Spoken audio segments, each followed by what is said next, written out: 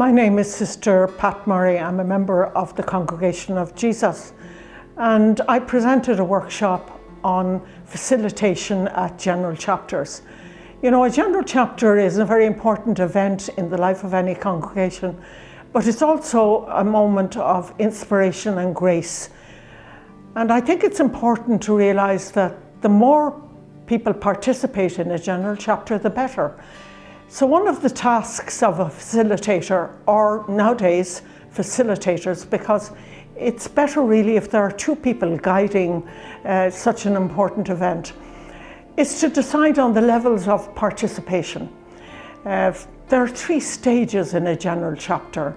There's the preparatory stage, there's the actual chapter itself, and there's the post-chapter phase. And levels of participation are important. So in many congregations today, the members are invited to indicate what level of participation they would like to give. For example, they would support the chapter process in prayer, or support it by prayer and be part of small groups that are reflecting and discerning, or being part of praying small groups and provincial gatherings or unit gatherings, and then finally people who are open to being elected as delegates to a general chapter. So these three stages, preparatory stage, the actual chapter itself, and the post-chapter are very important.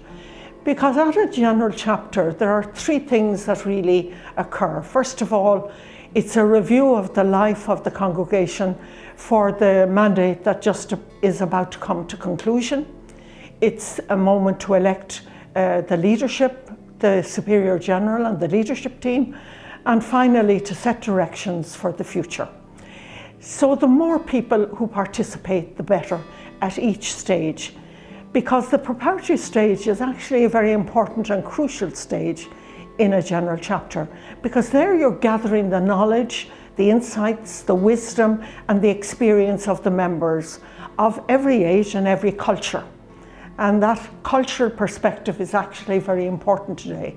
We need to hear the different voices and to have different ways of participation so that people feel they are included. Some are very happy speaking in small or large groups. Others prefer to write something and to submit it. So the more variety there is, the better. So then moving into the general chapter itself, and at the various stages, there needs to be clarity about what's happening in the process. So facilitators need to be very clear. They need to design a good process and also say to the participants, is this process for discussion? Is this a process for reflection and sharing of insights? Is this a process for decision making? Is this a process for discernment? And these are different types of engagement of the members. I think obviously when one is coming to a general chapter, it needs to be clear how decisions are going to be taken and at the various stages. Are we voting?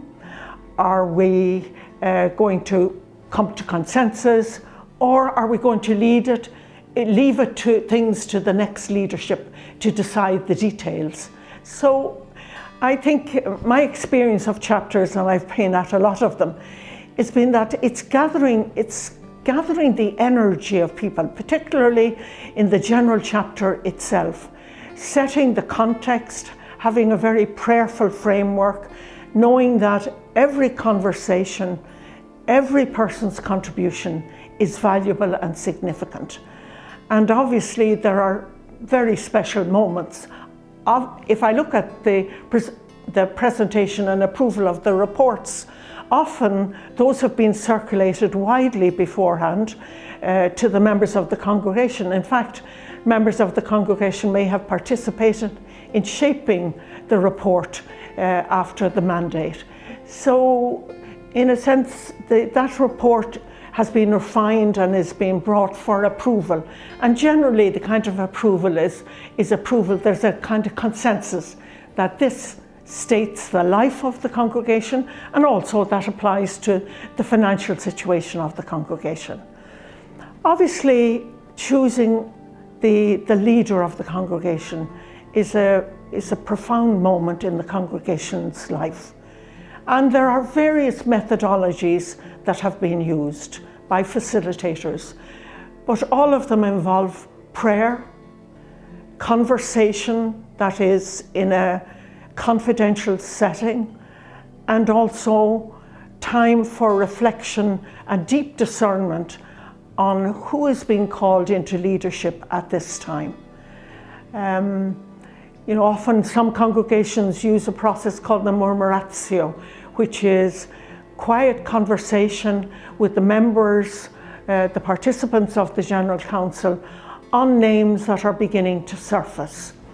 Other facilitators have processes for surfacing names, but it's very important that the general team, the outgoing general team, and also the steering group for the general chapter have a part to play in designing these processes, because this belongs to the congregation. It's not just the business of the facilitators. So there needs to be, if you like, ongoing reflection between the general superior and his or her team, the chapter preparation team, and the facilitators.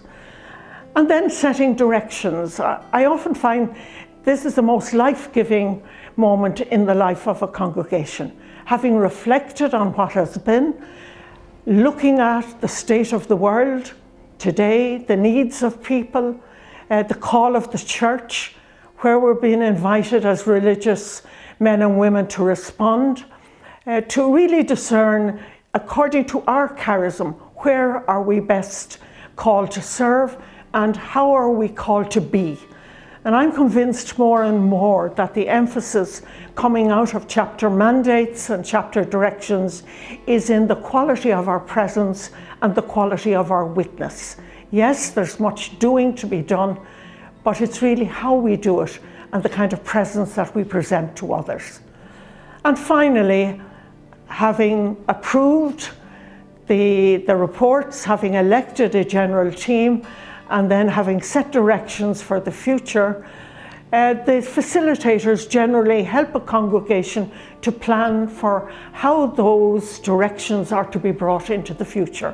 Sometimes it involves calling on new facilitators or setting up a whole new process of reflection and discernment at the various unit levels or province levels in the community. But I think what I would like to finish by saying, a chapter is a graced moment. It's a graced moment calling each individual, each community, each ministry area, each institution, each province, and ultimately the whole of the congregation into prayer, reflection, deep listening, deep sharing, and discernment, so that in the end, we know that what emerges is God's call to us individually and corporately, so that the mission of God, the Missio Dei in the world, can be served for the coming time. Thank you for listening.